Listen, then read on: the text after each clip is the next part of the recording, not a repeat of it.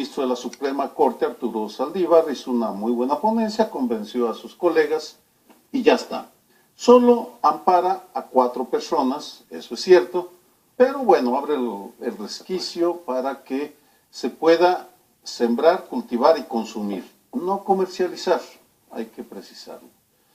La segunda buena noticia en esta historia es, además de la Suprema Corte poniéndose a la vanguardia, es que estamos ante una iniciativa pensada por un grupo social, una organización llamada SMART, que es una asociación para el consumo, para la producción y consumo de esta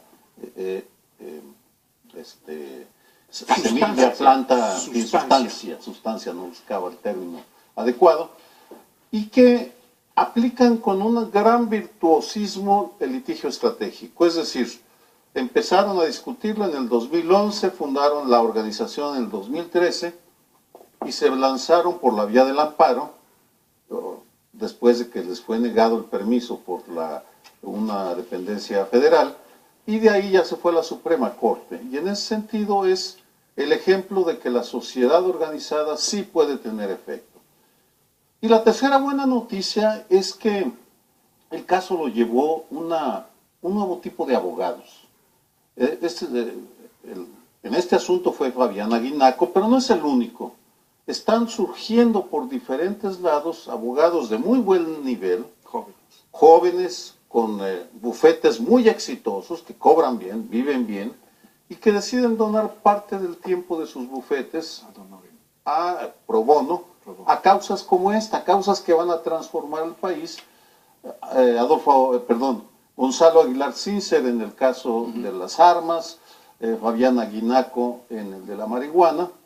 Y en ese sentido, bueno, son razones, creo yo, para el optimismo, porque fumen o no fumen la marihuana, ese producto, no hay ninguna duda que es una de las columnas financieras del crimen organizado, y en la medida en la cual les quitemos algo de recursos, bueno, hay la esperanza de que las cosas mejoren, porque no solo con balazos se combate la inseguridad, sino también con decisiones judiciales.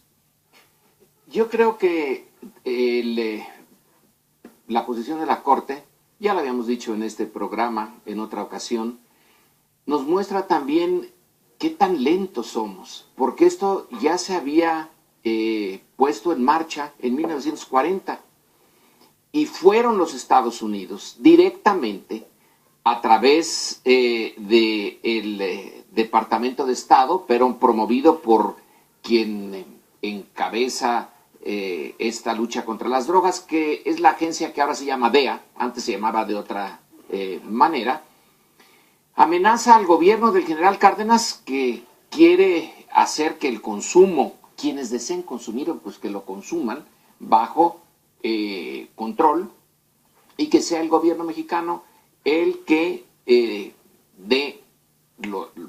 provea de estas sustancias a los consumidores, previo pago, pero un pago muy moderado.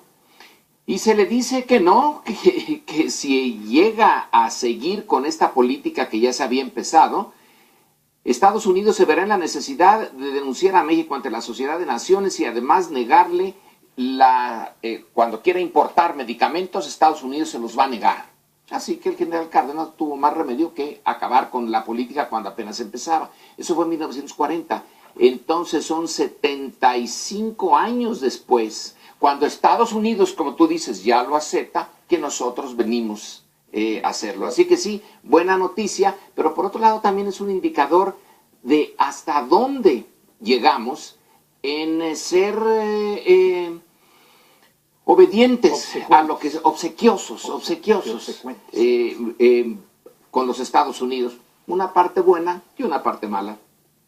Yo creo que vivimos durante todos estos años en una flagrante contradicción en cuanto a esquemas de tratamiento de sustancias tóxicas y drogas. Porque por un lado estaba el alcohol y el tabaco, y cuando tú preguntabas, bueno, pues el alcohol y el tabaco son incluso mucho más mortíferos y letales que la propia marihuana, por ejemplo, ¿por qué no se prohíbe? Y entonces te decían, es que se hace un mercado negro, es que la calidad de los productos luego sea peor. Acuérdense que en la prohibición de Estados Unidos luego llegaban licores que te podían volver ciegos de tan mala calidad que era. Pues mejor regúlala y ya verás tú qué tanto tomas, pero no te va a volver ciego, ya hay un control de calidad.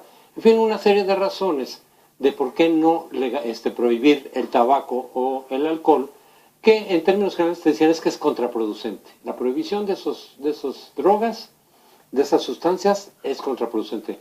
Oigan, ¿y por qué no aplica lo mismo a la marihuana y a otras drogas? Es exactamente las mismas razones por las que no hay que prohibir el alcohol y el tabaco, se aplica exactamente a lo demás. O sea, era una especie de esquizofrenia. Es todavía. Pero me refiero a que ya se está vislumbrando el armonizar las razones sensatas de por qué no prohibir alcohol y tabaco, y en todo caso dejarlo como un problema de salud pública, de información y de decisión personal. Cada quien sabrá qué alcohol bebes y cuánto lo bebes y asume las consecuencias de tus excesos. Pues hacer lo mismo con las demás drogas, por lo pronto la marihuana, pero yo diría que eventualmente quizá algunas otras, no sé si todas, pero algunas otras, es decir, trátalo de esa manera, porque lejos de haber resultado este esquema prohibicionista en algo útil, no solamente no funcionó, sino que resultó contraproducente. O sea, a un problema de consumo que es de salud pública, ni lo resolviste jamás y le generaste un problemón de seguridad, de corrupción, de matanzas, de mercados negros, que es totalmente absurdo, y nos hemos tardado años en entenderlo.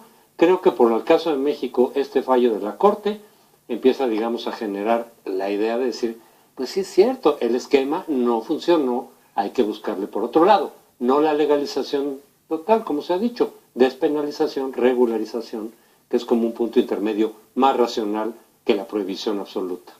Yo quisiera opinar sobre, a partir de lo que ustedes han planteado, sobre qué sigue. En el fondo de algunas de sus argumentaciones estaba, bueno, hemos sido lentos, decía Lorenzo, porque este problema se empezó a plantear en México en 1940, y es hasta el 2015 que hay una resolución de la Corte que abre una pequeña ventana. Y las otras argumentaciones que han hecho Sergio y José Antonio me llevan a plantear, para no repetir, ¿qué sigue? Hay un artículo estupendo de Silva Herzog Márquez, de Jesús Silva Herzog, en el Reforma de hoy, que me lleva a hacer un planteamiento. Yo creo que esto tiene que resolverse con una política de Estado, no como lo planteó Cárdenas originalmente, pero con una visión moderna en donde la marihuana no solo se pueda producir y vender, sino que sea controlada por el Estado para tomar impuestos, para tocar algunas ganancias y dedicarlas a la prevención de las drogas o de los daños que hacen las drogas, y también para que se puedan producir medicamentos, como ya lo están haciendo en Inglaterra y en muchos otros países, a partir de la marihuana, y que sean utilizables y que sea una fuente. En México se produce buena marihuana. Hablaban en tiempos antiguos de la Gold, de Acapulco y de todas estas. Ya nos rebasaron. Bueno, ya los rebasaron, pero existe una fuente de ingresos que podría ser benéfica, que podría traer estos controles a los que tú te refieres, si hay una política de Estado y una empresa o del Estado o concesionaria que tenga una vigilancia, y también la necesidad de legislar, que esa ya está apuntada en la sentencia de la Corte, en la resolución de la Corte, que ahora los que tienen que actuar, nosotros abrimos una pequeña ventana para que esto empiece a caminar. Pero ahora les toca a los legisladores cambiar la ley, pero no sería solo cambiar la ley, yo propongo, de salud, cambiando estos 5 artículos que ya declararon anticonstitucionales los ministros de la Corte, sino cambiar varias leyes para poder establecer una política de Estado y una serie de controles sobre el consumo, la producción de calidad de la marihuana, y que ésta sea pues evitada para los menores, como se hace con el alcohol y cosas de este tipo, ¿no?